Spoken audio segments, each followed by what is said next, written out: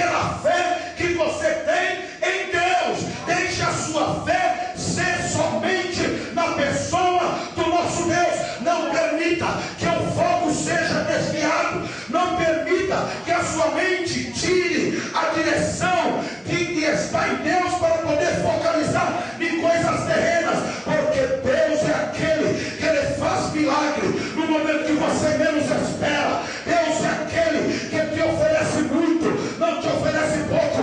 Ele diz: clama a mim, responder-te-ei, anunciar-te-ei coisas grandes e firmes, as quais não sabe. Deus anuncia, é coisa grande. O homem pode ter para te socorrer hoje, mas Deus tem para te socorrer hoje, para te socorrer amanhã, depois da manhã e para todo sempre. Exalte o nome de Jesus Cristo e confia em Deus.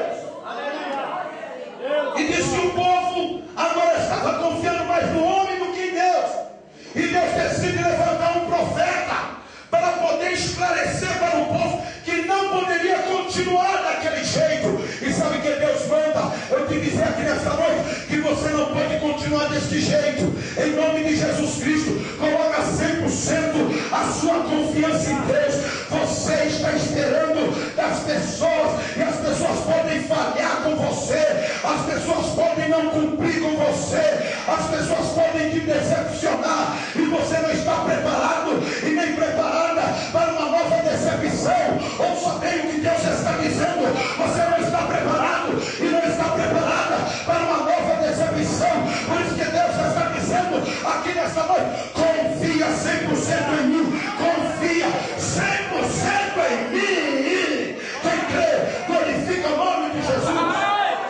Oh, glória a Deus, aleluia. E Deus agora decide levantar um profeta para poder mostrar para o povo que o povo não poderia ficar espiritualmente da maneira que estava. E Deus escolhe um personagem que fisicamente, que olhando ele pelo corpo, pela aparência, pela fisionomia, não seria um personagem apropriado para tal responsabilidade. Esse personagem chamava-se Jeremias. Jeremias era um adolescente, Jeremias era novo, Jeremias não era uma pessoa experiente na vida, era uma pessoa que estava começando a sua vida. E de repente Deus decide levantar Jeremias para profetizar para Israel naquele momento difícil em que Israel estava vivendo. E diz que Deus procura Jeremias. Ele diz para Jeremias: Jeremias, antes que eu te formasse no ventre da tua mãe, eu já te conhecia. Antes que tu saíste do ventre da madre, eu já havia te santificado, já havia te levantado para ser profeta para as nações.